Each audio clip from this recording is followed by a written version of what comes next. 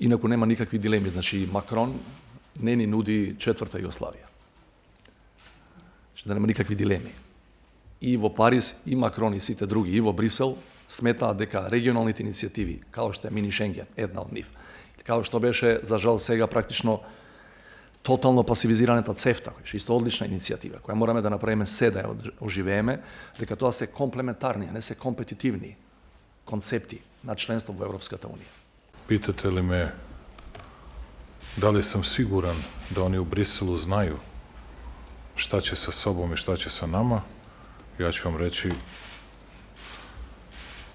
da nisam siguran da oni tačno znaju šta žele sa nama. I kogod bi vam nešto drugo rekao, lagao bi vas. Ja sam to Zoranu govorio kad je bio u Novom Sadu. Imali smo večeru. Edi je znao da sam u pravu. Zajev me je gledao ko da sam flipnut kad sam mu rekao da neće da mu otvore pregovore.